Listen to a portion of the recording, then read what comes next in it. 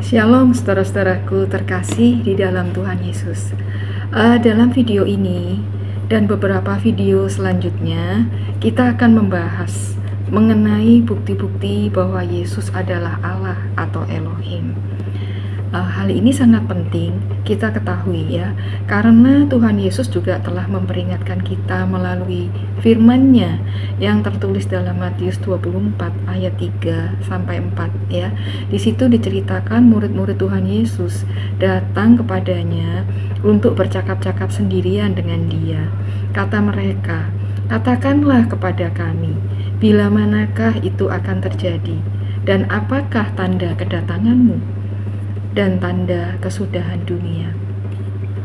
Jawab Yesus kepada mereka, "Waspadalah, supaya jangan ada orang yang menyesatkan kamu." Ya, seperti kita tahu, akhir-akhir ini banyak sekali nabi-nabi palsu yang mengajarkan bahwa Yesus bukan Allah atau Elohim. Selain itu, ada kepercayaan dari luar kekristenan yang menggunakan nama Yesus untuk menyerang iman orang percaya dengan memakai firman Tuhan, teman-teman, yang ditafsirkan secara salah ya, atau out of context. Nah, sehingga banyak juga orang yang baru bertobat atau orang Kristen yang tidak paham firman Tuhan ya, iman mereka menjadi goyah gitu. Oleh karena itu ya, melalui video-video berikut ini kita belajar ayat-ayat firman Tuhan yang secara jelas menyatakan bahwa Yesus itu adalah Allah atau Elohim, teman-teman. Sehingga dengan demikian, satu, iman kita terus bertumbuh dan semakin kuat. Dua, ketika orang di luar Kristus mempertanyakan mengenai ketuhanan dari Yesus atau menyerang iman kita dengan statement-statement atau firman Tuhan yang ditafsirkan secara salah di luar konteks, kita bisa memberi jawab dengan benar sesuai dengan bukti-bukti yang tertulis di dalam Alkitab tentunya. Tema pembahasan kita hari ini, Yesus adalah hakim pada akhir zaman. Lalu apakah korelasinya antara Yesus hakim pada akhir zaman dengan Yesus adalah Allah atau Elohim? Kita mulai pembahasan dengan firman Tuhan yang tertulis dalam Yohanes 5 ayat 22. Dikatakan, "Bapa tidak menghakimi siapapun, melainkan telah menyerahkan penghakiman itu kepada anak." Seluruhnya ya, kepada anak. Selanjutnya, Kisah 17 ayat 31, "Karena Ia telah menetapkan suatu hari, pada waktu mana Ia dengan adil menghakimi dunia oleh seorang yang telah ditentukannya, sesudah Ia memberikan kepada semua orang suatu bukti tentang hal itu, dengan membangkitkan Dia dari antara orang mati." Artinya, bukti yang diberikan oleh Bapa, pribadi yang nanti akan menghakimi dunia, adalah Dia yang dibangkitkan dari antara orang mati, pribadi yang mengalahkan kematian. Kita semua tahu dengan jelas bahwa Dia adalah Yesus Kristus ya, teman-teman. Lalu di dalam Roma 2 ayat 16 dikatakan, "Hal itu akan nampak pada hari bila mana Elohim sesuai dengan Injil yang kuberitakan akan menghakimi segala sesuatu yang tersembunyi di dalam hati manusia oleh Kristus Yesus." Apa saja sih yang tersembunyi di dalam hati itu? Pastinya sikap hati yang bengkok ya, teman-teman. Sikap hati yang bengkok seperti kesombongan, iri hati, kebencian, dendam, senang melihat orang lain susah ya. Ya, seperti itu ya, dan sebagainya. Nah, dari ayat ini pun ya jelas terlihat bahwa Yesus adalah Allah atau Elohim, karena yang dapat melihat hati itu hanya Allah atau Elohim. Seperti tertulis di dalam 1 Samuel 16 ayat 7 ya. "Bukan yang dilihat manusia yang dilihat Allah. Manusia melihat apa yang di depan mata, tetapi Tuhan," yang ditulis huruf kapital semua, "melihat hati." Dikatakan di sini Tuhan yang ditulis dengan huruf besar seluruhnya. Ya, seluruhnya. Jadi ini dibaca dengan Yahweh, yaitu personal name dari Bapa. Jika di PL dikatakan Yahweh melihat hati, di Perjanjian Baru dikatakan Yesus menghakimi segala sesuatu yang tersembunyi di dalam hati. Segala sesuatu berarti tidak ada yang dapat disembunyikan. Maka siapakah Dia? jelas dia adalah Allah atau Elohim, teman-teman.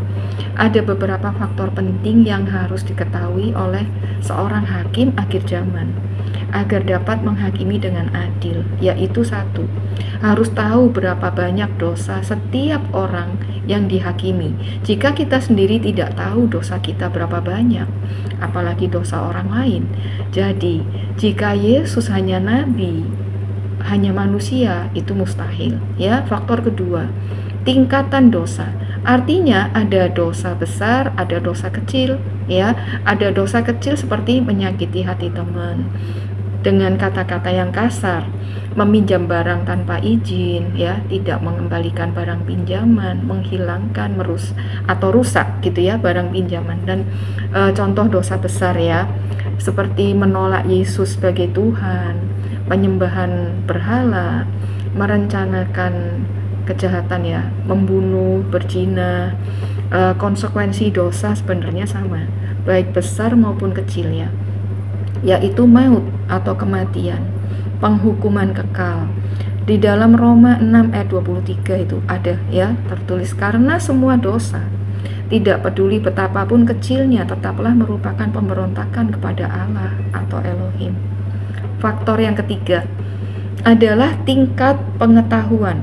Ya, sebagai pengikut Kristus kita tahu firman Tuhan yang menyatakan bahwa barang siapa membenci saudaranya adalah seorang pembunuh.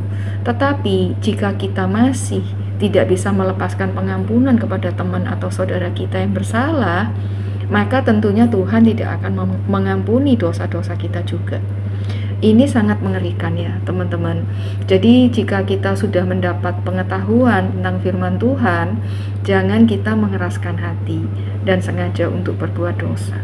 Ya, faktor yang keempat, dosa sengaja dan tidak sengaja. Di dalam Imamat 19 ayat 11 dikatakan, janganlah kamu berdusta seorang kepada sesamanya. Juga di dalam Keluaran 20 ayat 16. Jangan mengucapkan saksi dusta tentang sesamamu. Di dalam kekristenan ya, kita tahu tidak ada istilah dosa putih seperti ada di dalam kepercayaan lain. Karena kebohongan itu walaupun demi kebaikan tetap saja kebohongan, teman-teman ya.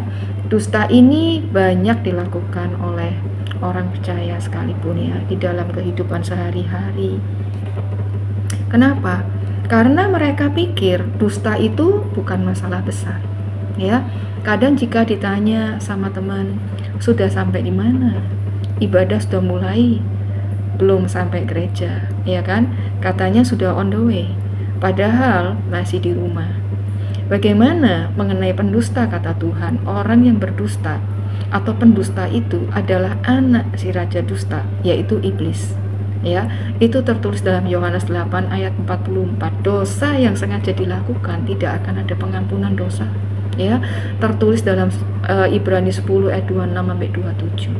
Faktor kelima, motivasi melakukan dosa. Motivasi melakukan dosa perbuatan bisa sama, misalnya mencuri. Tapi yang satu mencuri mungkin untuk karena anaknya sakit, untuk membeli obat, yang satu untuk membeli minuman keras misalnya ya. Ini hukumannya jelas beda ya teman-teman. Faktor yang keenam, pengaruh dosa yang ditimbulkan ya. Contoh ya, sekarang ini ada banyak hamba Tuhan yang hidupnya tidak memberi teladan hidup kudus sebagaimana teladan hidup yang diajarkan oleh Tuhan Yesus ya. Mereka hidup berfoya-foya ya, bergaya hidup hedon, terus juga ada yang peminum, narkoba, judi, hingga perselingkuhan. Hal ini jelas membawa dampak buruk ya bagi jemaat, terutama jemaat yang mengidolakan atau yang menjadi teladan hidupnya itu pendetanya atau gembalanya. Banyak jemaat akhirnya mengikuti gaya hidup hamba Tuhan tersebut, sehingga akibatnya banyak jemaat jatuh ke dalam dosa karena sikap dan perbuatan yang dilakukan oleh hamba Tuhan dan keluarganya ya. Nah, setelah kita tahu ya betapa rumit dan kompleksnya faktor-faktor yang harus diketahui oleh seorang hakim akhir zaman supaya dia dapat menghakimi dengan adil, maka pertanyaannya, pribadi yang mempunyai kualifikasi seperti apakah yang bisa menghakimi dengan adil? Ya, dia harus pribadi yang maha tahu, ya, maha adil dan maha bijaksana. Siapakah yang punya kualifikasi seperti itu? Mungkinkah dia hanya manusia, ya? Memang berapa banyak orang yang harus dihakimi sih, gitu ya. Semua manusia, ya, mulai dari Adam sampai dengan manusia terakhir. Di laman PBB dikatakan jumlah populasi penduduk dunia untuk saat ini mencapai 8 miliar. Pada tahun 2057 diperkirakan mencapai 10 miliar jiwa, teman-teman. Ini suatu jumlah yang nggak main-main ya. Kalau dia menghakimi begitu banyak jiwa, 10 miliar, ya. Nah, kalau Yesus itu bukan Allah atau Elohim, mana sanggup? Ya kan, harus tahu jumlah berapa banyak dosa dari manusia pertama sampai terakhir. Jika Yesus adalah hakim akhir zaman, maka Yesus harus Allah atau Elohim itu sendiri. Kalau Yesus hanya nabi, tidak bisa. Kalau Yesus hanya pendiri agama, mustahil, ya. Kecuali dia Allah atau Elohim baru bisa mengadili dengan sesungguhnya, benar dan adil. Teman-teman muslim percaya Yesus akan menjadi hakim pada akhir zaman. Anehnya, Yesus hanya nabi, ya. Nabi hanyalah manusia. Pertanyaannya, adakah manusia sanggup menghakimi segala sesuatu yang tersembunyi di dalam hati dan tahu berapa jumlah atau banyak dosa dari manusia pertama sampai terakhir, jika dosanya sendiri saja dia tidak tahu? Ya, sampai di sini dulu teman-teman pembahasan kali ini. God bless.